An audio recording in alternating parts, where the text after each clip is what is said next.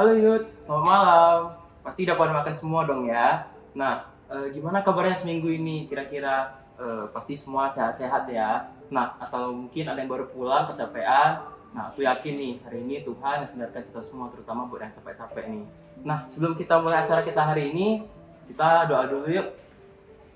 Terima kasih Tuhan Yesus buat kasih setiamu hari ini Tuhan, sehingga kami masih boleh berkumpul bersama melalui aplikasi Zoom ini Tuhan. Sebentar kami akan memulai acara kami. Biar Tuhan hari ini kami boleh berkonsentrasi dari awal hingga akhir acara ini, sehingga kami boleh belajar sesuatu. Thank you Tuhan, dalam namamu kami berdoa dan mengucap syukur. Amin. Nah, jadi hari ini kita ada acara nih teman-teman. Ada yang tahu nggak hari ini acara apa? Ya, jadi hari ini adalah segmen pertama dari YEY, Youth Aspire Youth, di mana kita sebagai generasi muda harus saling menginspirasi, mendorong, dan membangun sesama generasi muda. Nah, jadi hari ini kita akan kedatangan tamu, tapi sebelum itu teman-teman pernah mikir nggak sih kalau kita setelah sekolah itu kira-kira mau lanjut kuliah nggak ya? Kuliah itu penting nggak sih? Atau pengen langsung kerja aja kali ya, biar langsung hasilin uang? Atau mungkin ada sebagian dari teman-teman yang udah pengen buka usaha dari awal nih, tapi nggak tahu mau mulai dari mana. Atau bahkan udah ada teman-teman yang mau mulai, tapi bingung gimana caranya menyusun laporan keuangannya, atau gimana sih mengolah keuangannya tersebut. Nah, jadi yang pada penasaran nih, hari ini kita kedatangan anak muda yang dia masih muda tapi udah punya perusahaan sendiri nih teman-teman. Tapi sebelum kita panggil kokonya, nanti di akhir acara kita bakal ada sesi tanya jawab, jadi pastiin kalian tetap perhatiin dan konsentrasi dengan dengerin sharingnya dari awal hingga akhir. Nah, jadi nggak usah tunggu waktu lama-lama lagi, kita langsung panggil aja nih kokonya. Halo Ko Marcel. Ya. Halo Ko Marcel. Halo. Oh iya, halo Ko Marcel. Halo. Ya, halo juga. Manggil Ko Marcel aja ya. Halo, Ko.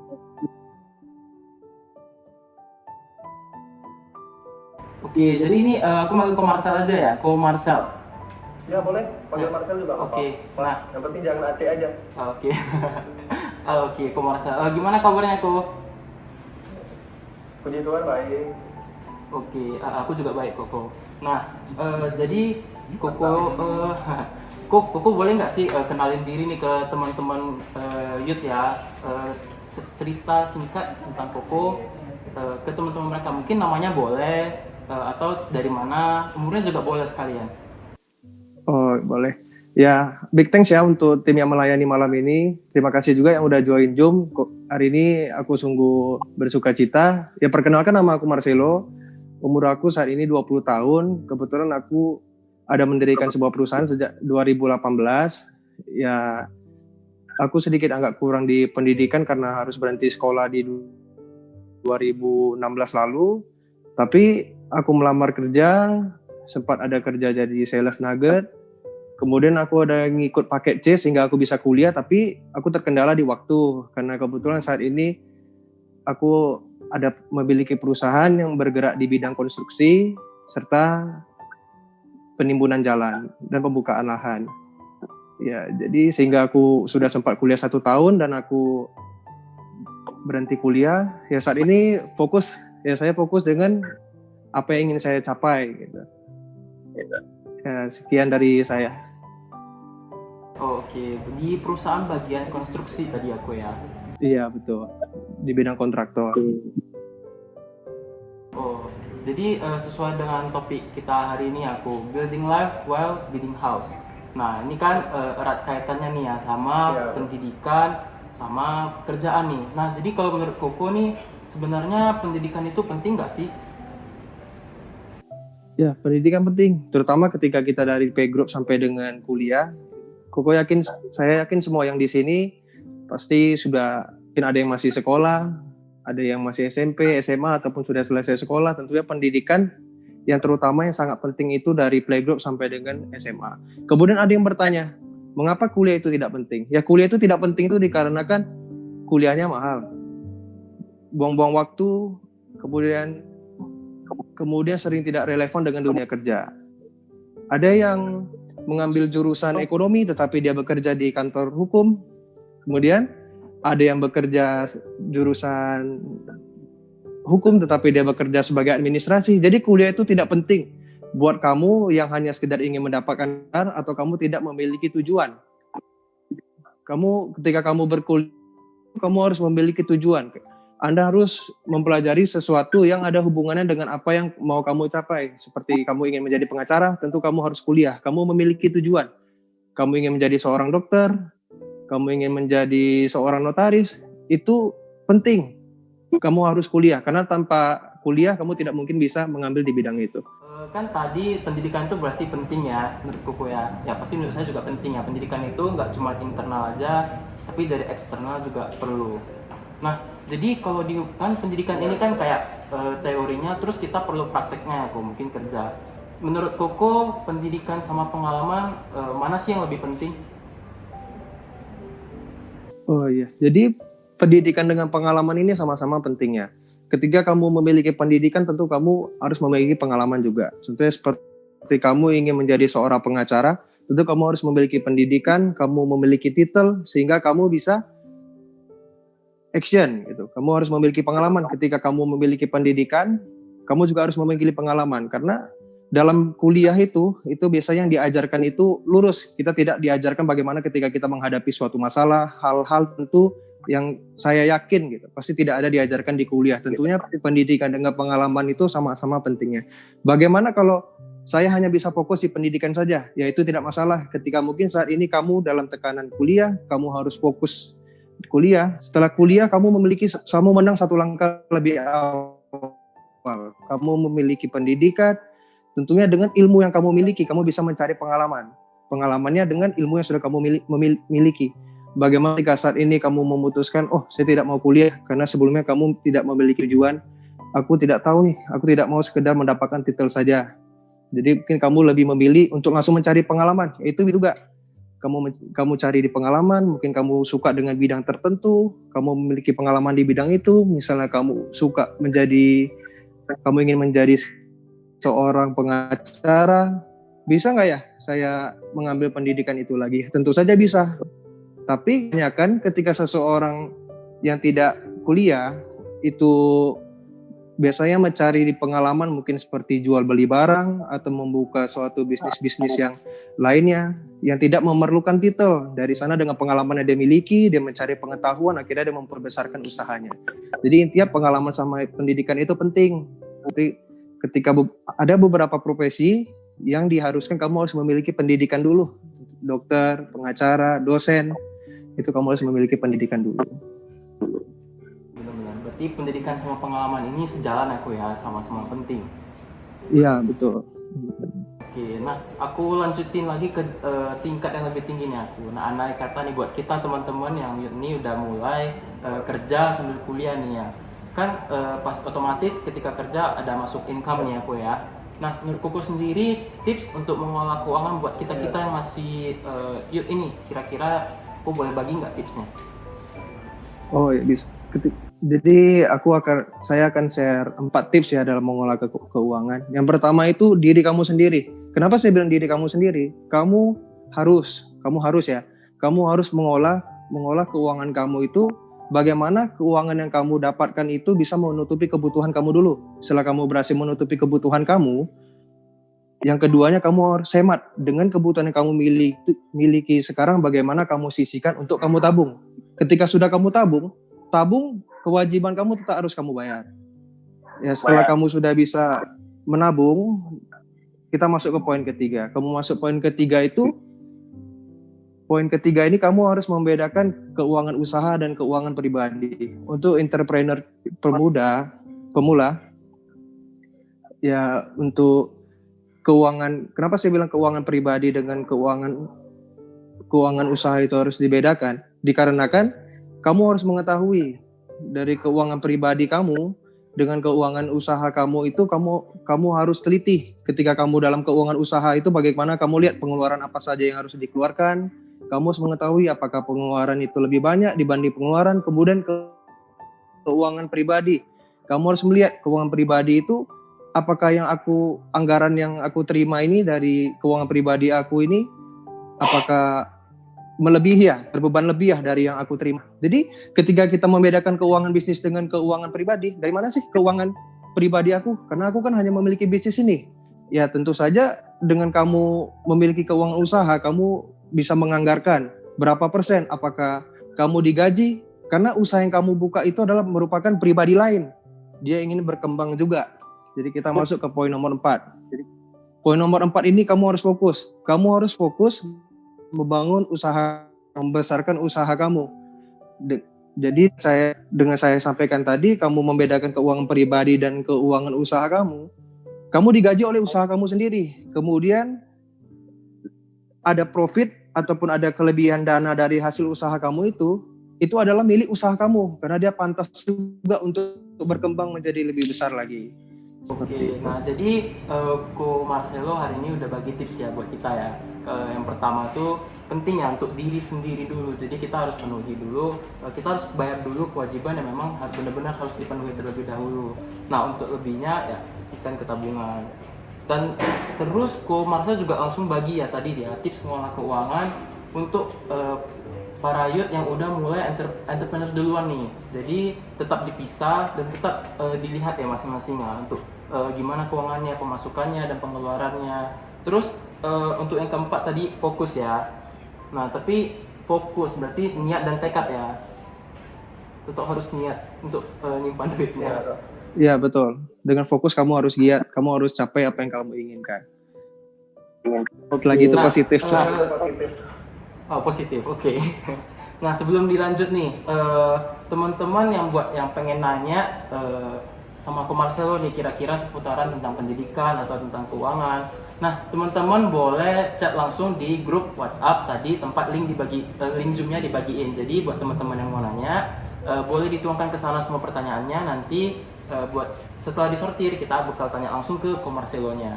Jadi ini aku lanjut lagi nih aku ya. Tadi kan Koko udah sempat bahas juga tentang keuangan untuk entrepreneur pemula. Nah, jadi Koko boleh nggak bagi kayak buat kita nih yang entrepreneur pemula, biasanya kan ada nih ya kesalahan-kesalahan fatal yang bisa dibuat si entrepreneur ini. Kira-kira Koko boleh bagi nggak kok? Biasanya kesalahan fatal apa yang dibuat oleh si entrepreneur pemula ini? Ya, jadi kesalahan yang umumnya terjadi itu ketika kita membangun suatu usaha itu kan tentu kita membuka lapangan kerja. Kita ingin menjadi seseorang yang tidak perlu melakukan 100% kegiatan tersebut tetapi bisa menghasilkan income buat kita. Jadi kesalahan paling utama itu adalah ketika semuanya sendiri. Ingat, ketika kamu membangun suatu usaha, kamu adalah menyediakan lapangan kerja bagi orang. Kamu tidak perlu mencari sendiri, kamu mencari tempatnya, itu pasti. Tapi kamu tidak perlu mengerjakannya semua sendiri. Seperti kamu harus membeli bahan, kamu harus menjaga toko, atau kamu harus menjual produk. Itu bisa. Tapi ketika kita sebagai entrepreneur, tidak boleh 100% kita yang mengerjakan usaha kita tersebut. Kita harus juga memikirkan langkah apa yang mau kita ambil lagi untuk membesarkan usaha kita. Jadi yang poin kedua ini yang paling umum terjadi. Apalagi untuk kita yang baru memulai buka usaha. Ketika dia melihat semuanya itu adalah peluang. Contoh, ketika kamu membuka usaha ponsel dan ternyata tidak sesuai dengan harapan kamu, 1-2 bulan kamu mungkin akan down. Kamu akan melihat, oh ternyata seharusnya aku kemarin membuka usaha ini. Aku harusnya membuka usaha mungkin barbershop. Apakah aku harusnya buka usaha misalkan jual makanan harian. Jadi tidak boleh seperti itu. Kamu tidak boleh melihat semuanya itu peluang. Ketika kamu sudah memutuskan untuk membuka usaha ponsel, kamu harus pikirkan peluangnya di satu bidang itu tersebut. Contohnya ketika kamu dibuka usaha ponsel, kamu tetap pikirkan apa yang bisa saya tambah untuk membesarkan usaha saya tersebut. Kamu harus lihat peluang, tapi bukan melihat peluang usaha lain. Kamu lihat, mungkin kamu mempelajari bagaimana cara mencari spare part yang lebih murah. Kamu mempelajari bagaimana menjadi agen handphone yang besar, kamu mencari bagaimana cara memperbaiki handphone, kamu mempelajari hal-hal mencari peluang-peluang yang memang berkaitannya dengan usaha yang kamu buka sekarang, seperti itu. Kemudian yang ketiga itu, ini yang paling sering terjadi. Aku takut kalau misalkan aku buka usaha aku sekarang, nanti kalau tidak sesuai seperti harapan gimana? Kalau nanti aku mulai melangkah ternyata ini peluang yang tidak bagus bagaimana? Ketika kamu rasa takut itu, ketika masih ada dalam diri kapan kamu akan menjadi seorang entrepreneur? Logikanya, kamu membuka suatu usaha, kamu sudah pasti menyediakan lapangan kerja. Kemudian kamu juga menjual apa yang orang butuhkan. Kamu bisa jadi menyediakan jasa, menyediakan produk. Jadi ketika kita membuka usaha itu win-win solution. Jadi kamu harus mulai berani melangkah dengan tips yang saya sampaikan tadi. Jangan melakukan semuanya sendiri. Kemudian seperti poin kedua tadi, jangan melihat semuanya peluang. Peluangnya itu cukup satu. Pada bidang usaha yang kamu buka pada saat itu, kamu lihat peluangnya apa saja yang bisa kamu kembangkan. Kamu cari peluang pada bidang usaha yang kamu buka itu.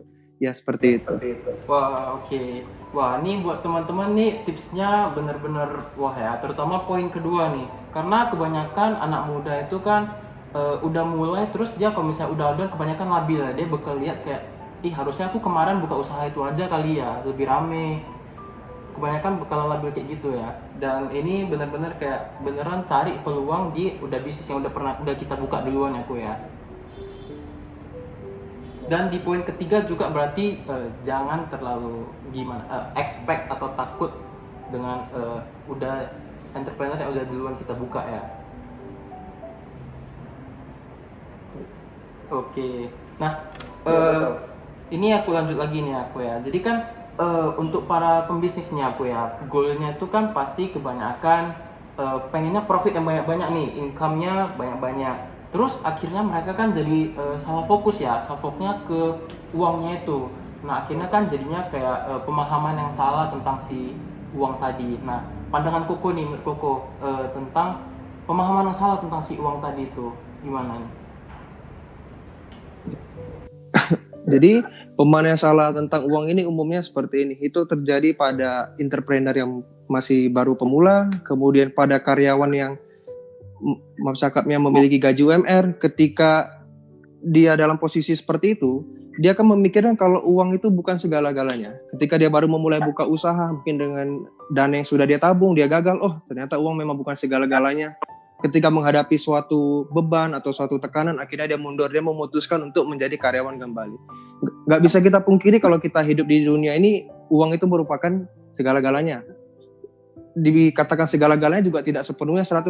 Tapi untuk melakukan segala hal, bahkan untuk kita melakukan kebaikan saja, kita juga memerlukan uang. Kita bisa membantu seperti beramal, kita bisa lakukan untuk dari dana yang kita miliki ini bisa kita gunakan untuk membuka peluang lapangan kerja, kita bisa gunakan untuk membagian orang-orang yang kita cintai. Jadi ketika walaupun kita sebagai entrepreneur pemula atau karyawan, kita harus sadar, kita harus berusaha dengan kuat seperti yang saya sampaikan di poin-poin yang ketika kita kesalahan fatal entrepreneur pemula, kemudian tips mengelola keuangan, dari sana semuanya harus kita balance-kan gitu. Pemahaman yang salah tentang uang itu sering terjadi ketika seseorang mengalami tekanan, akhirnya dia down. Itu adalah pemahaman yang salah. Kita harus mengetahui kalau bahkan melakukan kebaikan saja itu kita memerlukan uang.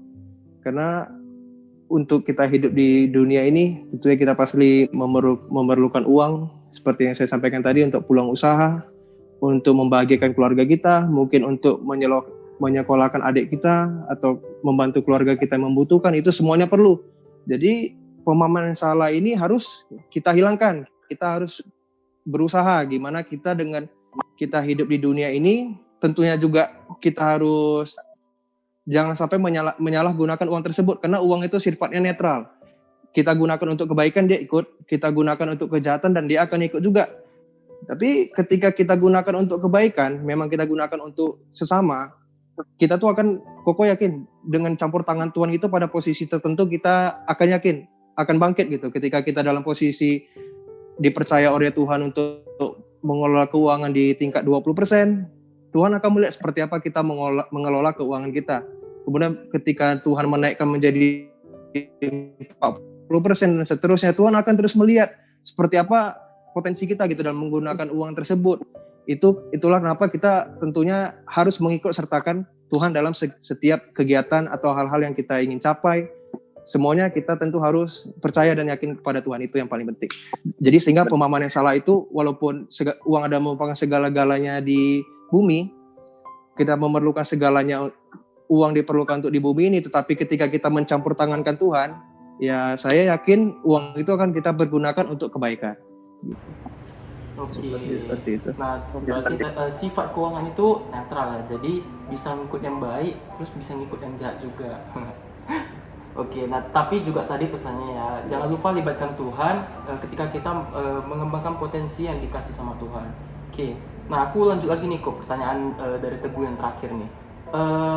Menurut Koko kunci kesuksesan itu apa untuk Koko? Jadi kalau kunci kesuksesan itu adalah diri kamu sendiri. Bagaimana kamu berjalan dengan Tuhan, kemudian bagaimana kamu komitmen dengan usaha yang mau kamu bangun, kemudian bagaimana tekad kamu untuk kamu mengalahkan segala beban-beban yang kamu hadapi ketika kamu sedang mencoba untuk menjadi trainer pemula. Itu semuanya kuncinya ada di diri kita sendiri. Kita ingin sukses, tentu kita harus berusaha ya, pasti berusaha. Kita berusaha, belum tentu juga kita berhasil ya memang. Tapi ketika kita berusaha, setidaknya kita sudah berusaha untuk menjadi seseorang yang sukses. Semuanya memang tergantung lagi dari Tuhan ya. Jadi ketika kunci kesuksesan yang utama itu ya memang dari diri kita sendiri. Bagaimana kamu juga berjalan dengan Tuhan. Ya ketika kamu sudah membangun bisnis kamu, ketika ada tekanan-tekanan yang muncul, tentunya kamu harus mengikut sertakan Tuhan. Karena Tuhan nggak akan memberikan cobaan yang melebihi kemampuan batas umatnya.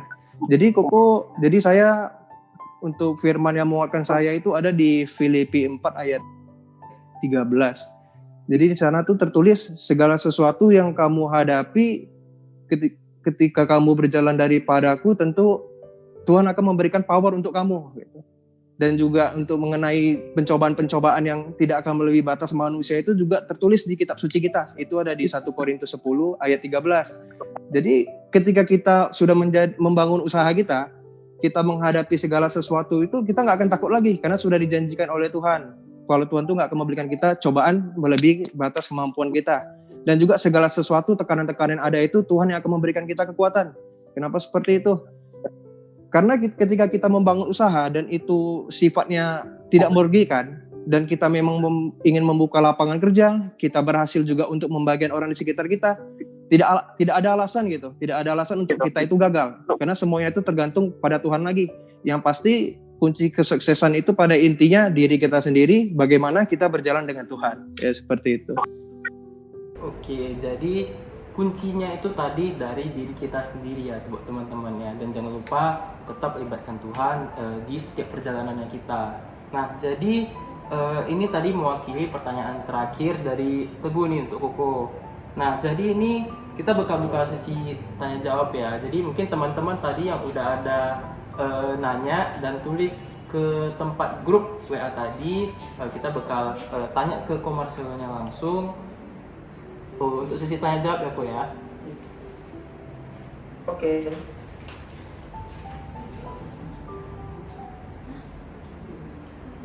Oke, sambil nunggu nih, Ko. Aku mau nanya satu lagi nih. Kira-kira, jadi kan Koko kan udah punya usaha sendiri nih ya. Jadi Koko pernah nggak sih kepikiran kayak pengen nyerah atau gimana gitu? Kayak sempat down kali gitu. Ya, tentunya saya pernah pada posisi seperti itu ya, sesuai dengan judul Building Life while Building House. Jadi aku juga membangun kehidupan aku sambil aku juga membangun tempat tinggal aku di dunia ini. Ketika tentunya saya berjuang pada suatu hal apa yang saya ingin capai, tentu tekanan-tekanan itu tetap ada. Apalagi ketika waktu itu saya mulai membangun usaha. Waktu itu saya juga, jadi cerita saya sebelum membangun usaha itu, saya sempat takjub. Di usia saya yang masih waktu itu 16 tahun, saya dipercaya menjadi supervisor. Dan di usia 17 tahun, tepat di hari ulang tahun saya masih ingat saya diangkat menjadi manajer. Kemudian saya semakin dikenal oleh perusahaan-perusahaan konstruksi, saya sempat menjadi manajer lagi di satu perusahaan lainnya, dan akhirnya saya putuskan, saya ingin membangun suatu perusahaan dari pengalaman-pengalaman yang saya miliki tadi. Ketika saya mulai membangun suatu usaha, tentunya banyak tekanan-tekanan yang datang, tetapi pada saat itu saya masih belum mengenal Tuhan Yesus sebagai penyelamat saya. Tapi saya yakin kalau Tuhan itu ada, dari sana usaha mulai saya bentuk dengan tekanan-tekanan yang ada, saya tetap yakin. Karena ketika saya membuka usaha, saya membuka lapangan kerja seperti yang saya sampaikan tadi. Tidak ada unsur negatif yang saya buka di sana. Jadi saya mulai proses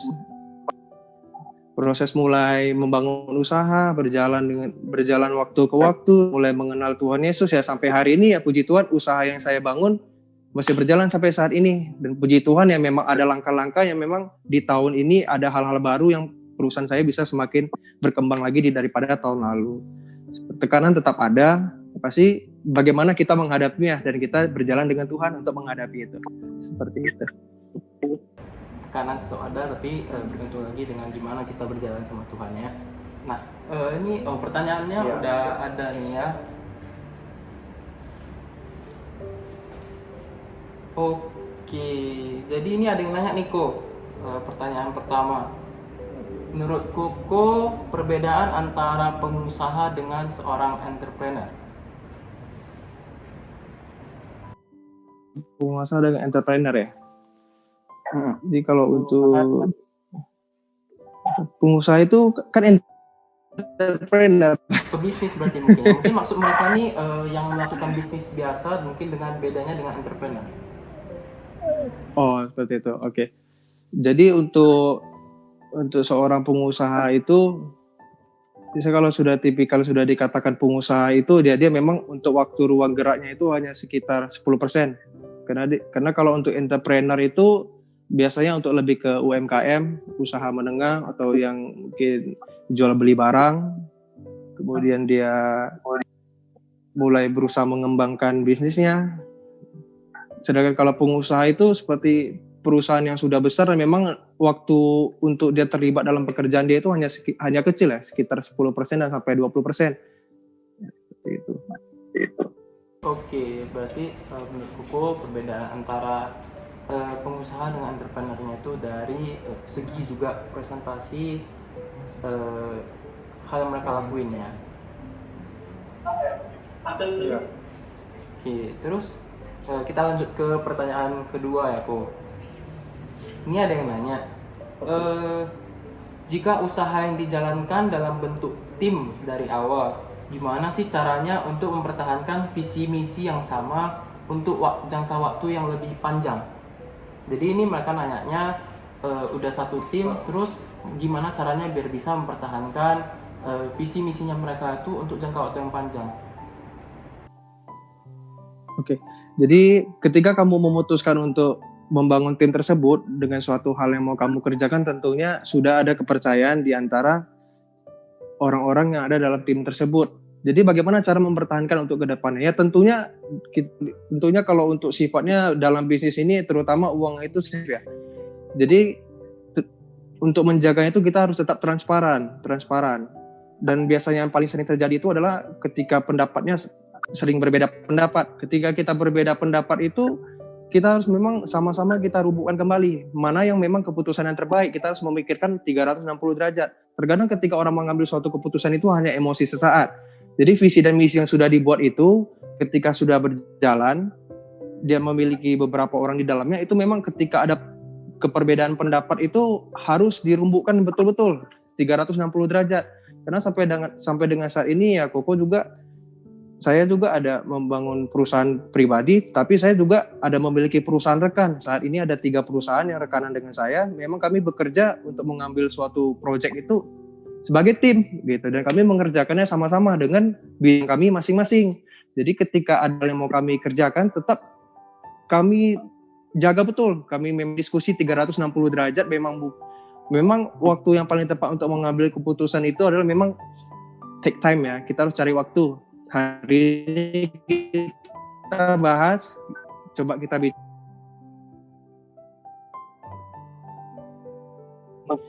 merembuk untuk visi yang mau kami ambil atau yang mau kami kerjakan, seperti itu. Jadi dengan visi dan misi yang supaya tetap sejalur, itu kalau dari saya pribadi dengan tim mengambil waktu 1 minggu untuk membahas. Akhirnya dari sana ketemu setelah derajat kita pikirkan dari sisi semua, sisi utara, sisi timur, akhirnya Kita ada terbuka di pikiran, ketika kita sedang emosional kita sedang ada, itu harus dijaga, apalagi kita dalam tim. Oke. Seperti itu. Karena biasa kalau misalnya udah kumpul beberapa dari orang-orang, biasanya sifatnya beda-beda nih. Bisa Kira jadi ketemu tengah jalan mereka itu bakal Iya. pecah ya. Betul. Tapi seandainya nih, menurut Koko, misalnya ada yang pecah di tengah jalan, kira-kira hal yang sebaiknya kita lakuin itu gimana? Gimana kita meresponi misalnya tiba-tiba ada salah satu dari rekan kita tuh yang tiba-tiba kayak mau pecah gitu atau gimana?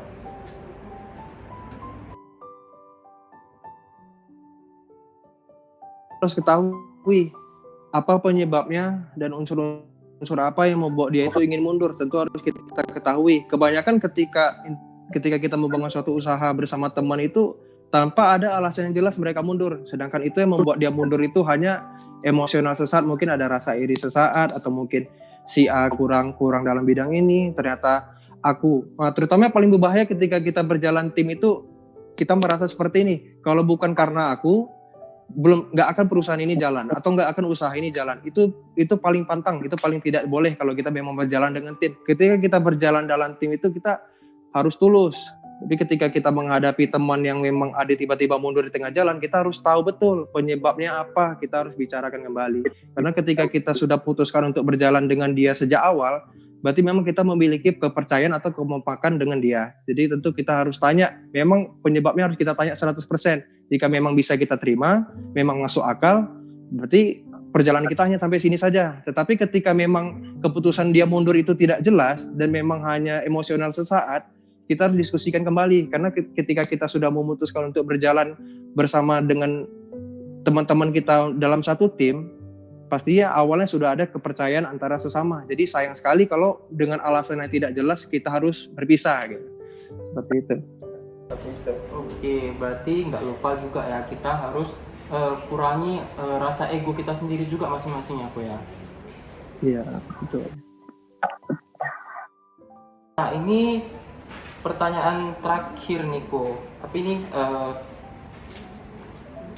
cukup panjang nih. Ko, aku tertarik nih sama latar belakang Koko. Nah, boleh cerita nggak gimana perjalanan hidup Koko lebih lengkap? Karena tadi di awal kan pengenalannya lebih singkat ya. Jadi ini mereka mau dengar langsung gimana latar belakang Koko dari awal sampai akhir lebih lengkap. Oke, jadi Koko ini dari keluarga yang broken home. Waktu saya kecil itu saya memiliki ayah yang memang betul-betul sangat kaya dan cukup dikenal di Pekanbaru, namanya Ahok Ayam. Kenapa Ahok Ayam? Karena papa saya dulu suka adu ayam juga dan kebetulan ada sawmill kayu. Jadi ketika dari saya masih kecil juga saya tidak begitu merasakan kebahagiaan ya, karena papa saya juga waktu saya masih kecil bisa dibilang juga bukan merupakan sosok ayah yang baik bagi anaknya. Ketika saya mulai berjalan besar, saya semakin besar, saya waktu itu di SMA kelas 2, itu saya harus berhenti sekolah dikarenakan ekonomi. Saya juga males, saya harus minta uang sekolah terus. Ketika kadang saya juga minta uang sekolah, saya harus dimarahi. Jadi ketika pada situ saya memang posisi ada tunggakan uang sekolah, dan saya memutuskan untuk saya berhenti. Dan pada saat itu yang membantu membayar uang sekolah saya juga paman saya sendiri. Jadi saya putuskan untuk sekolah. Waktu itu pekerjaan pertama yang saya kerjakan itu ya saya sempat jadi sales nugget, saya ketok-ketok rumah orang, dan di situ saya lucu, tante saya nangis. Ketika saya ketok-ketok rumah orang, saya menjual satu bungkus itu saya mendapat 5.000. Tetapi selagi memang itu halal, memang itu bagus, itu tidak merugikan orang lain, memang menghasilkan ya kenapa gitu. Jadi kunci utama itu kita harus menghilangkan gengsi kita. Jadi saya sempat ada juga jadi kuli bangunan, semua saya kerjain. Demi apa? Demi saya bisa berusaha memenuhi kebutuhan keluarga saya waktu itu. Dan pada saat itu memang saking sulitnya untuk makan saya, beras itu tidak cukup untuk mama saya. Dengan tekad saya yang tinggi, dengan ijazah ijazah SMP waktu itu ya, saya mencari lamaran kerja di OLX, itu ada mitra properti. Waktu itu membuka lapangan kerja sebagai marketing. Saya coba lamar, dan ketika waktu hari interview itu saya membawa riwayat hidup saya, itu tidak dibuka sama sekali. Jadi di sini yang disampaikan sama bos saya waktu itu, di sini kami melihat skill. Kami bukan melihat latar belakang kamu seperti apa. Kami ingin gimana kinerja kamu di sini. Wah, ini saya dengan ijazah SMP saya bisa bekerja, saya semangat sekali waktu itu. Saya mulai bekerja di bidang properti itu sebagai marketing, di 2017 bulan Mei. Kemudian di bulan Agustus saya menjadi supervisor. Waktu itu di umur saya masih 16 tahun, saya harus memimpin orang yang masih umur 20-an. Pada saat itu saya juga payah ya dalam berbicara, untuk berbaur itu kurang karena saya kurang bisa berbaur dan kurang bisa berbicara. Tetapi bos saya ini melihat saya ini memiliki potensi, dan jadinya saya diberi training terus. Saya ada mengikuti beberapa training. Saya pernah jadi juara 2 atau 3 kali. Kemudian di Desember, tepatnya di hari ulang tahun saya diangkat menjadi manajer. Waktu itu saya harus memimpin beberapa supervisor juga untuk mengerjakan sebuah proyek. Kemudian saya ada ditawari lagi dengan perusahaan lain menjadi manajer di bulan Februari. Sewaktu itu saya jadi manajer di perusahaan hanya 1-2 bulan. Kenapa? Karena saya rasanya ingin untuk membuka suatu lapangan kerja sendiri dan ingin tidak terikat oleh waktu. Karena saya juga memang pribadi orang yang tidak suka terikat oleh waktu ya. Saya lebih suka menentukan jam terbang saya sendiri. Ya, kemudian saya dirikan perusahaan CV Citra Maju Bersama. Waktu itu dengan modal yang saya kumpulkan dari saya masih menjadi manajer, waktu saya masih bekerja di bidang properti dan bidang konstruksi. Saya kumpulkan dana, saya dirikan perusahaan. Ketika saya dirikan perusahaan yang memang banyak tekanan, tapi saya mulai mengenal orang-orang banyak, saya mulai mengenal ini, lapangannya makin, peluang-peluangnya makin ada. Ya puji Tuhan, sampai dengan saat ini perusahaan saya sudah menjadi perusahaan yang memang belum ada sempat stop project ya sejak 2018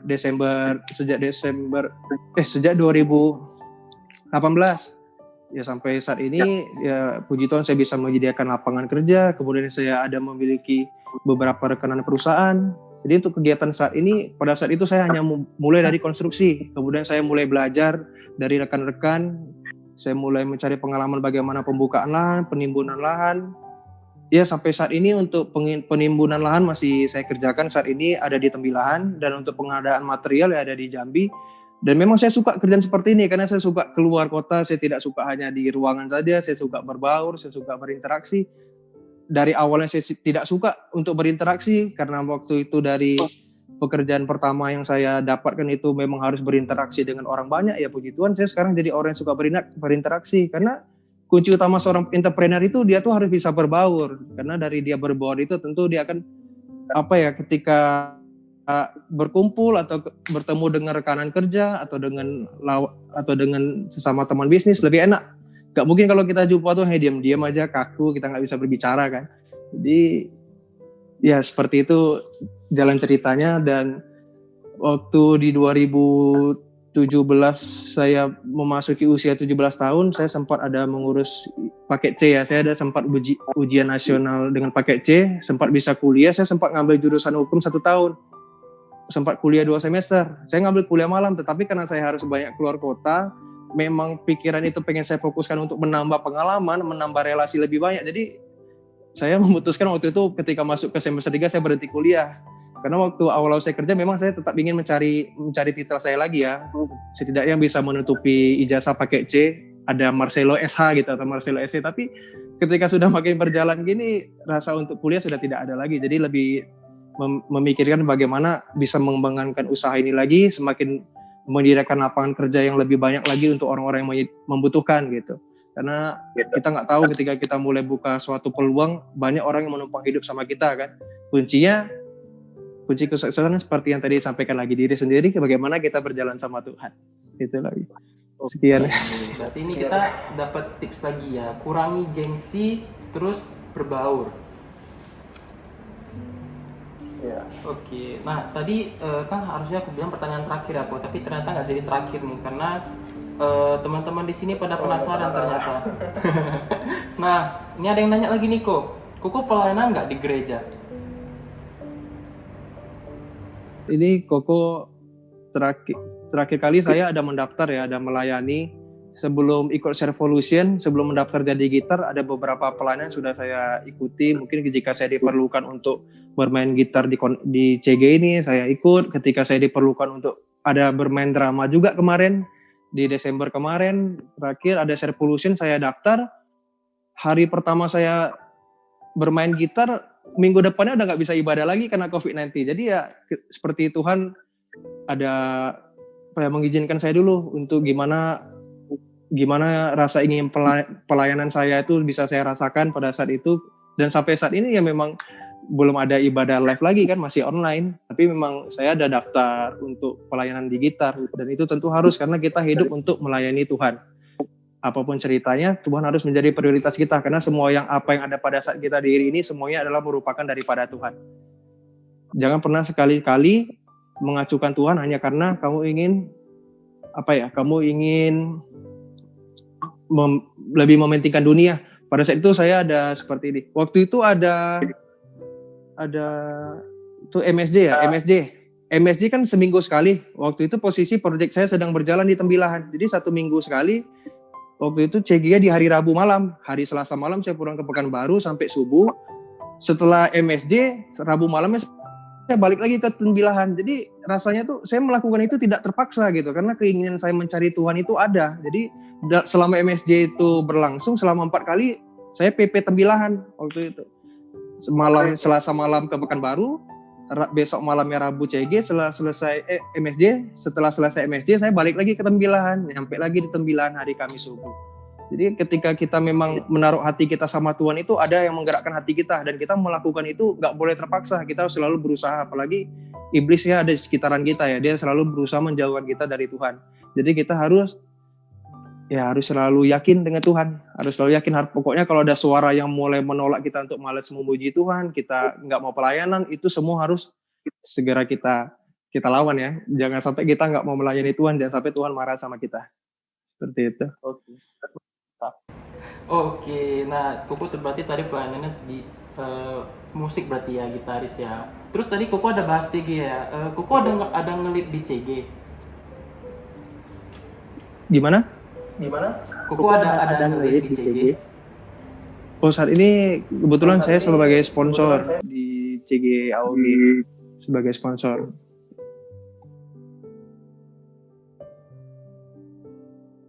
Lagi nih aku berhubungan sama CG lagi nih kok. Ada yang nanya gimana caranya bisnis jalan dan tetap ngelit CG. Jadi caranya simpel ya. Ketika kita memang memprioritaskan Tuhan, itu ketika kita memikirkan usaha kita memiliki waktu. Kita pasti bakal take time untuk kita pikirkan gimana usaha kita bisa berkembang. Tapi di sisi lain kita juga harus ada waktu untuk Tuhan. Karena segala sesuatu usaha kita itu juga tidak akan bisa berhasil kalau tidak ada izin. Jangan sampai Tuhan itu marah sama kita karena kita dengan alasan kita membuka usaha, akhirnya kita mulai mengabaikan apa yang kita pimpin dalam suatu CG. Kita harus selalu berusaha, Tuhan sebagai prioritas. Dan bahkan bila kamu memang perlu membatalkan meeting pada saat itu karena kamu perlu melayani Tuhan pada saat itu tidak masalah. Karena semua yang ada di bumi ini kan kita yakin semua daripada Tuhan. Kita mulai mendahulukan kerjaan kita jangan sampai Tuhan marah sama kita. Jadi gimana caranya sih? Ya seperti tadi, kita take time gitu. Kita take time untuk hari-hari kosong kita pikirin gimana kita cara untuk membuat usaha kita semakin berkembang. Dan di sisi lain kamu juga harus berikan waktu untuk Tuhan. Ya jadi ceritanya gimana kita membagi waktu untuk istri dan anak nanti kan. Gitu. Terus seperti itu. Prioritas ya.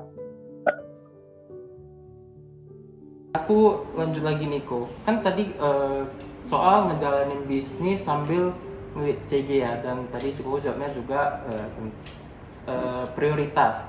Koko pernah nggak burn out karena maksudnya mungkin ada CG terus mau lanjutin usahanya lagi gitu?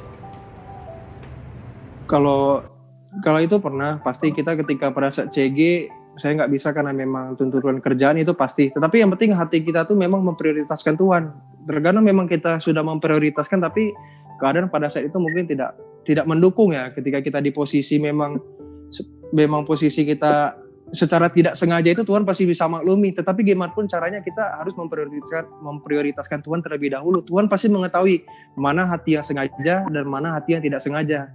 Tuhan pasti bisa merasakan juga hati kita, apakah kita memang betul-betul menginginkan Tuhan atau hanya sekedar kita menyebut kalau kita menginginkan Tuhan, karena hati sama mulut itu bisa berbeda.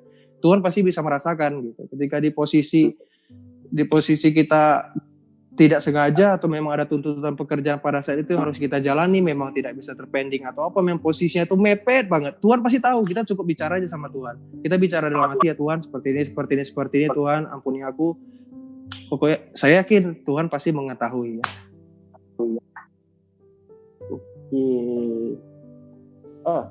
Oke, ini aku lanjut lagi nih aku. Ini aku udah ketemu dengan pertanyaan yang oke nih Ko, tentang relasi. Ko, ini pertanyaan nih. Yang Koko tadi banyak hubungan dengan relasi yang Koko miliki. Gimana sih bisa membangun relasi tersebut? Mungkin orang yang nanya ini agak introvert Ko. Oke. Ya betul. Jadi oke, aku tahu jawabannya nih. Kalau mau tahu jawabannya aku pending ke besok aja ya. Gimana? Jadi ya kalau kita udah membangun relasi itu ketika kita bekerja di suatu tempat aja kita harus berbaur. Ketika kita mulai membangun suatu usaha kita mungkin mencari item barang kita harus mulai membaur. Bagaimana sih kita supaya bisa membangun relasi, terutama dalam diri kita sendiri. Kita ini harus menjadi seseorang yang memang bersosialisasi tinggi. Jadi kan makhluk yang membutuhkan orang lain, nggak mungkin kita hanya di rumah aja, kita nggak mau bicara dengan orang yang memang ada orang seperti itu. Tapi itu sebenarnya salah satu yang menghambat kamu. Kebanyakan yang seperti itu mungkin hanya kerja di back office dan akhirnya hidup kamu hanya berakhir di back office saja. Mungkin kamu hanya di sana. Kamu tuh perlu mengupgrade diri kamu. Karena semua orang itu terlahir sama. Semua itu memiliki potensi yang sama. Bagaimana dia memang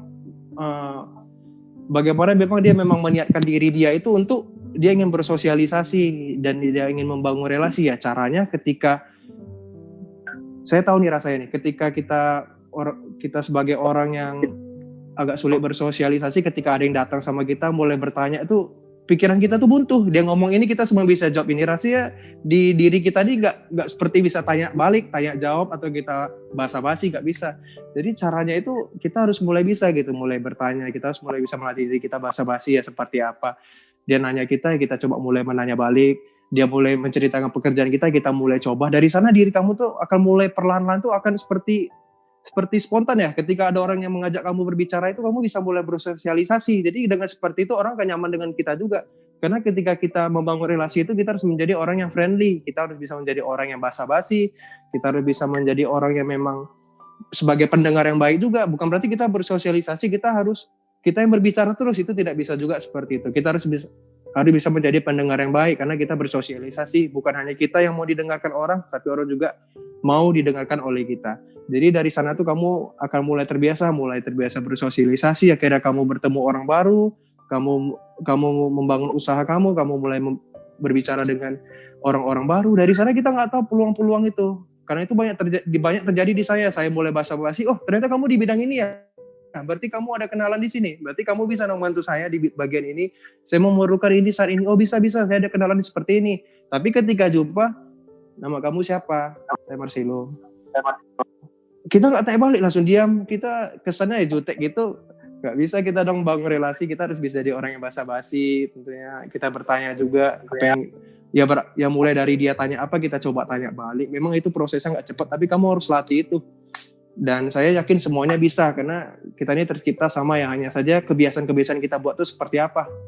Karena kalau kamu terbiasa dengan hanya mungkin memiliki sifat introvert dan kamu tidak mau keluar dari zona nyaman kamu, itu tidak bagus. Karena zona nyaman kamu pada saat itu menjadi orang yang seperti itu gitu, tidak boleh seperti itu. Dan saya yakin kamu pasti bisa segera keluar dari zona tersebut. Jadi buat teman yang nanyain ini, kita berusaha ya, sama-sama memulai keluar dari zona nyaman. Iya, betul. Oke, lanjut lagi nih Ko. Ada yang nanya nih, bagaimana dengan pendapat orang yang bilang kalau misalnya nggak tamat kuliah itu ntar susah dapat kerjaan, apalagi sekarang kan situasi orang-orang lebih memandang ada tamatan kuliah baru terlihat lebih good looking, mungkin lebih terlihat ada nama kali. Oke, jadi pada saat ketika kamu memang memiliki gelar, hal pertama yang kamu terima itu adalah memang penerimaan dari orang sekitar kamu. Tetapi semua itu ketika kita tarik jangka waktu panjang ya, orang itu bukan melihat titel kamu. Gak mungkin kamu dengan umur 33 kamu masih pengangguran, kamu memiliki titel, tentu orang akan menilai umur kamu sudah 33. Kamu tentu akan melihat kemampuan kamu pada saat itu apa, hal-hal yang sudah kamu bangun pada saat itu apa. Ketika kamu seperti yang tadi saya sampaikan di materi awal, ketika kamu memang kuliah tapi kamu tidak memiliki tujuan, lebih bagus jangan. Karena kamu tidak boleh memaksakan. Karena ketika kita memang mau kuliah itu, kita harus memiliki tujuan. Jadi yang lebih tepatnya seperti ini. Kamu sekarang memang karena kamu percaya apa kata orang. Zaman sekarang kalau kita nggak kuliah itu nggak dipandang orang atau sulit cari kerja. Kamu kuliah sekarang, kamu adalah satu dari sekian juta orang yang kuliah pada saat ini. Yang pada saat ini kalau kita lihat, kita cari, masih sekian banyak sarjana yang pada saat ini sedang nganggur. Jadi kembali kepada diri kita, cari apa yang memang kamu ingin capai. Jangan kamu kuliah, yang penting aku kuliah, mana tahu nanti aku bisa cari kerja. Sekarang saya yakin banyak di sana yang sarjana-sarjana yang sulit mencari kerja, dan rata-rata yang memperkerjakannya adalah orang-orang yang hanya sekedar tamatan SMA ataupun SMP. Karena lebih tepatnya, jangan dengar apa kata orang, ikuti apa yang diri kamu mau, apa yang mau kamu bangun, apa yang ingin kamu capai. Ketika memang kamu memiliki tujuan untuk kuliah, kamu ingin menjadi dosen, memang niat kamu ingin menjadi dosen atau pengacara, kamu harus kuliah. Karena pengalaman saja tidak bisa membuat kamu menjadi dosen, kamu perlu pendidikan dan pengalaman. Seperti itu. Jadi jangan dengar apa kata orang, karena memiliki gelar itu untuk hanya penerimaan di awal. Ketika kamu menunjukkan kamu memiliki gelar, mungkin kamu akan dipuji. Setelah itu 10 tahun ke depan orang bukan melihat gelar kamu, orang melihat apa yang sudah kamu capai dengan gelar kamu. Dan kalaupun kamu sekarang tidak kuliah, kamu memiliki seseorang mentor atau kamu punya seorang panutan yang bisa kamu untuk menjadi langkah kaki kamu untuk sekarang melangkah, lebih bagus kamu pilih itu. Kalau memang kamu tidak memiliki niat untuk kuliah, misalkan kamu punya seseorang mentoring kamu di bidang, misalnya di bidang pembangunan rumah, di bidang konstruksi, kamu harus mulai mengalami pengalaman itu. Karena untuk menjadi seseorang kontraktor pembangunan rumah itu kamu tidak memerlukan pendidikan juga. Kamu perlu, yang penting kamu ketahui, kamu pengalaman kamu cari kira-kira kalau seperti ini yang diperlukan apa aja, cukup itu yang kamu cari. Jadi jangan dengarkan apa kata orang, tetapi carilah yang diri kamu nyaman, yang memang itu menjadi salah satu yang bisa menjamin masa depan kamu. Atau mungkin ada dari keluarga kamu yang mentor kamu buka usaha bidang roti atau yang apa. Lebih bagus kamu pilih itu. Jangan memaksakan diri kamu untuk kuliah sedangkan diri kamu tidak menginginkannya, itu bahaya. Nanti kamu jadi hanya memiliki titel tapi tanpa tujuan yang jelas, itu hati-hati. Iya. Jadi Seperti buat itu. teman-teman kembali ke diri sendiri nih ya, punya tujuan, dan terus untuk pendapat negatif dari orang lainnya jangan didengar. Oke. Oh, kok ada yang nanya lagi nih, kok. Gimana sih kondisi bisnis Koko sekarang di saat pandemi? Ada hal sulit yang dialami nggak? Kalau untuk sampai dengan saat ini, COVID belum ada mempengaruhi pekerjaan atau bisnis Koko ya. Itu yang memang Koko syukuri banget di saat memang banyak usaha-usaha yang down. Puji Tuhan, usaha Koko saat ini sampai saat ini masih berjalan. Dan yang seperti saya sampaikan tadi, kamu mencari peluang bukan ke peluang lain. Pada peluang apa yang bidang kamu ambil. Pada saat awalnya saya berbisnis di tebing lahan ini, saya hanya di bagian penimbunan lahan. Saya menimbun jalan kebun agar bisa menjadi akses jalan. Tapi puji Tuhan saat ini saya mulai melihat peluang apa yang dibutuhkan kebun pada saat itu. Saya melihat sekarang kan lagi puncak ya panen sawit. Saya lihat untuk dengan unit mereka yang saat ini melangsir buah. Langsir buah itu artinya mengangkut buah dan mengantar pada tujuan. Ketika mereka melangsir buah tersebut, kemampuan unitnya hanya sekitar 300 ton. Tapi panen dia hari ini 400 ton. Jadi kan banyak yang tertimbun. Restan itu adalah buah yang sudah dipanen tapi belum terangkat. Itu tertimbun. Akhirnya saya mulai menawarkan, bagaimana kalau saya menyediakan unit, saya melakukan pengangkutan sawit tersebut. Puji Tuhan sekarang dalam satu PT, dalam di Tembilan ini, 2 kegiatan saya yang berjalan, yaitu penimbunan lahan dan juga pengangkutan sawit. Saya juga menyediakan unit, truk untuk mengangkut sawit tersebut dan mengantar pada tujuan. Kemudian di sana mereka sedang membangun pabrik kelapa sawit. Dalam satu perusahaan memang saya masih kerja sama ini, saya lihat lagi peluangnya nih. Kira-kira saya bisa mengisi material apa ya gitu. Kira-kira dari pembangunan ini saya bisa nggak dapat peluang. Saya mulai mencoba mencari manajer di pabrik tersebut. Saya mulai berbicara. Akhirnya saya ajak makan, ketawa-ketawa. Lalu mulai saya selipkan lagi ke titik yang lebih serius. Pasti awalnya basa-basi dulu, saya tanya, kira-kira apa yang bisa saya isi di sini ya? Nah, kemudian saya mulai ditawarkan pengadaan batu split. Batu split itu batu ATC untuk pengocoran. Jadi diperlukan batu tersebut untuk mengecor. Dan pakai batu ATC itu lebih kuat. Jadi pada saat itu, ketika nampak peluang tersebut, saya belum tahu. Saya harus bawa batu ini dari mana. Karena saya ada relasi yang di Jambi, saya coba hubungi. Dan memang di sekitaran sana ada informasi ada kuari batu. Hari ini saya bertemu dengan manajernya. Besoknya dalam malam itu juga saya komunikasi dengan direkturnya. Besoknya saya langsung berangkat ke Jambi. puji Tuhan yang memang atas izin Tuhan juga langsung negosiasi di Jambi putus. Besoknya saya mulai mengisi material. Jadi kegiatan saya dalam satu bidang ini, dalam satu lokasi ini ada 3. Karena saya mulai peluang dalam satu bidang usaha tersebut. Jangan mencari yang lain dulu. Jadi sekarang puji Tuhan ada 3, penimbunan lahan, pengangkutan sawit, dan juga pengadaan material batu. Jadi fokus pada apa yang ada saat itu. Jangan sampai pikiran kamu terpecah-terpecah. Gitu. Ya sekian. Fokus pada apa yang ada, terus juga lihat peluang ya Ko ya. Iya, betul. Oke, ini sisa 2 lagi nih Ko. Ada yang nanya, lebih kurang pertanyaannya hampir sama ini.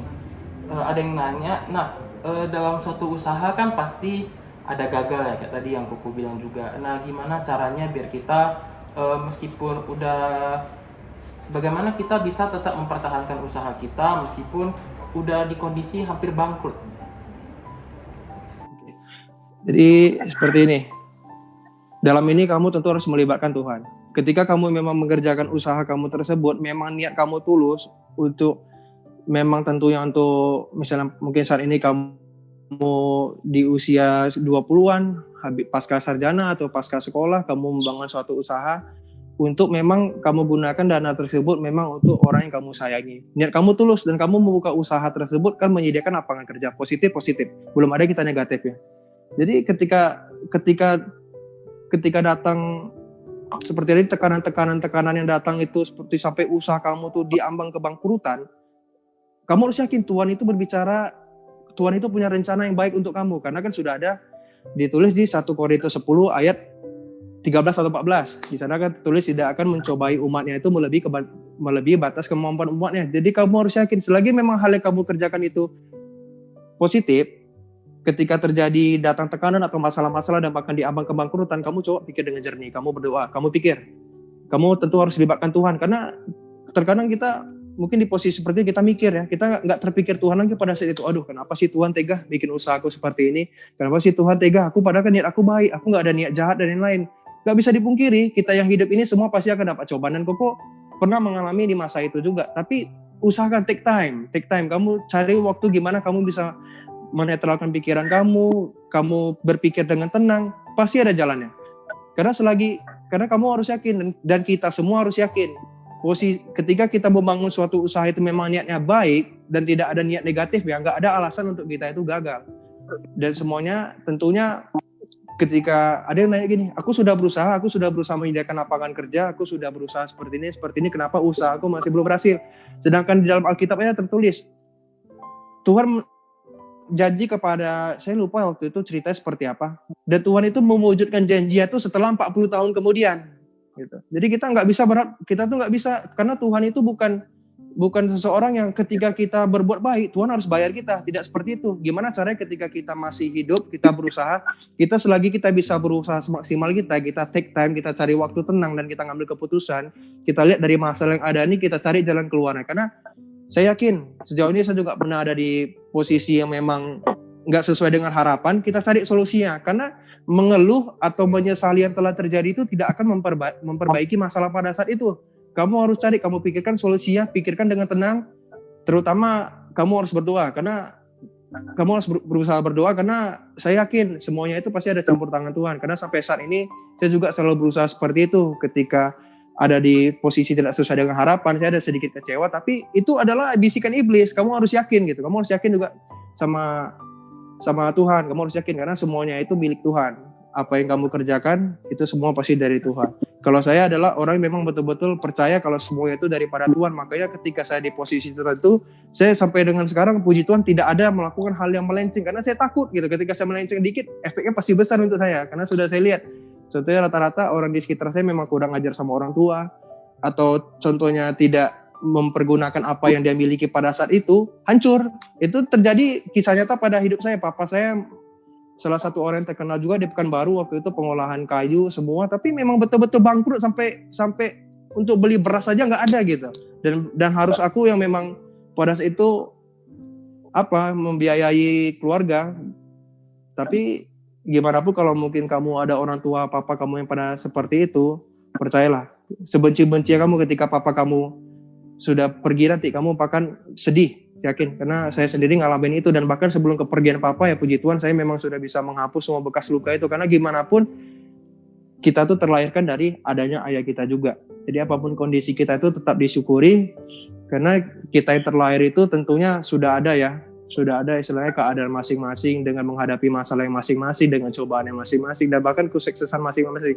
Mungkin kamu belum sukses sekarang ketika kamu sudah berusaha, tapi di akhirat nanti kita nggak ada yang tahu kan, ya seperti itu. Oke. Wah, ini pertanyaan terakhir nih Ko. Yang terakhir, bagaimana cara memulai usaha dengan modal yang minim? Bukankah usaha itu harus memiliki modal yang besar?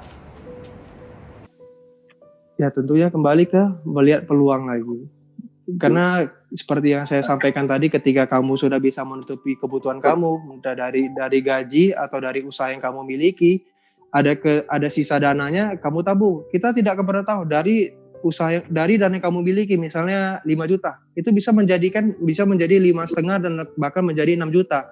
Ketika mungkin sekarang dengan dana minim yang belum kamu miliki, bukan berarti kamu harus menghabiskan dana itu, gitu. Kamu harus tetap melihat peluang usaha kira-kira dengan dana kamu segitu, karena dengan modal yang dari misalkan 5 juta, 10 juta, 15 juta itu ada peluang usaha masing-masing. Jadi usahakan tetap pada apa yang saya sampaikan tadi, karena jangan sampai kamu terpengaruh. Rupanya ketika kamu sudah menghabiskan dana minim yang kamu miliki itu, ternyata 1 minggu kemudian ada peluang dan kamu menyesalinya. Jangan sampai kamu seperti itu, karena kebanyakan orang seperti itu. Karena segala sesuatu yang besar itu berasal dari yang kecil. Saya yakin itu, karena saya pribadi seperti itu. Saya pertama kali bekerja aja, saya juga 200.000 saja tidak ada di kantong. Gitu. Saya memang dari situ saya mulai waktu itu juga masih diantar jemput sama rekan kerja ya. Puji Tuhan waktu itu ketemu rekan kerja yang baik juga. Karena segala sesuatu itu dimulai dari yang minim dulu. Ketika kamu mulai naik ke step by step, kamu harus mengolah uang itu dengan baik. Jangan sampai kamu salah gunakan. Karena Tuhan itu mempercayai setiap umatnya itu berbeda-beda. Ada yang Tuhan mempercayai dari yang minim dulu, dari medium dulu, dari high dulu. Masing-masing. Kamu harus yakin. Karena saya pribadi memang bukan dari ada yang memiliki modal. Dan bahkan makan aja waktu itu susah. Ya puji Tuhan yang sampai dengan saat ini ya bukan karena saya hebat, tetapi saya ini sebagai tentara Tuhan yang berusaha menyediakan lapangan kerja untuk orang-orang yang membutuhkan gitu. Saya memimpin untuk orang-orang yang banyak bertahan hidup. Jadi yang hebat bukan saya, tetapi yang hebat Tuhan. Jadi kita itu hanya bisa berusaha dan membangun relasi seperti itu. Semuanya itu atas izin Tuhan. Oke, wah luar biasa. Seperti itu. Oke, itu tadi pertanyaan terakhir semuanya Ko. Nah, ini pertanyaan terakhir menandai akhir dari event pertama kita nih. Nah, tapi sebelum kita selesai nih, kita mau foto bareng dulu nih Ko. Teman-teman boleh. Asik banget itu. Oke, tapi sebelum foto mungkin Koko ada pesan nggak buat teman-teman di sini? Ya kalau pesan dari saya, Tuhan pasti mempercayakan kita pada posisi-posisi yang berbeda. Karena kalau semuanya tercipta sama itu rasanya lucu ya, rasanya aneh aja kalau semuanya sama. Tuhan itu menciptakan kita tuh dengan rupa yang berbeda juga, dengan mungkin dipercayakan oleh bisnis yang mungkin kecil dulu, kemudian ada yang memiliki bisnis sedang dan besar. Semuanya itu pasti sudah Tuhan rencanakan ya sejak awal. Aku yakin itu. Jadi pesannya yang bisa disampaikan ketika kita ingin membangun suatu usaha tadi, ataupun kita bekerja atau kita dipercayakan suatu hal apapun, sekali-kali kamu harus lakukan yang terbaik. Jangan pernah menyesali posisi-posisi yang mungkin kamu dapatkan pada saat ini. Kenapa aku pada saat ini semua bisa mendapatkan pekerjaan ini? Kita nggak tahu ke depannya. Semua itu berawal dari kamu syukuri dulu. Karena kunci kesuksesan itu di diri kamu. Sekecil apapun, kamu syukuri dulu dan usahakan seperti tips-tips yang mungkin saya bagikan tadi, dari mungkin kamu masih karyawan menyimpan dana, kemudian membedakan keuangan semuanya. Dari situ kamu coba, jangan pernah membelanjakan uang kamu itu untuk hal-hal yang masih belum kamu perlukan saat ini. Ingat, kalahkan gengsi kamu, jangan kamu bergengsi-gengsi sehingga membuat kamu menderita. Jangan mau terlihat kaya padahal dalamnya tidak. Kamu harus selalu mensyukuri apa yang kamu ada, apalagi ketika saya yakin di sini rata-rata yang join ini umurnya lebih kurang 20 ya. Apalagi ketika 20 ini, jangan sampai gengsi kamu itu membunuh kamu sendiri. Dari hal terkecil yang kamu punya saat ini, kamu mungkin bekerja atau kamu baru membangun usaha. Dari sana, tetap kamu pergunakan sebaik-baiknya. Jangan membeli dulu yang mungkin kamu tidak perlu. Gunakanlah semua yang ada itu sebaik-baiknya. dan ya semoga apapun yang kita inginkan tercapai, yang pasti sukses selalu.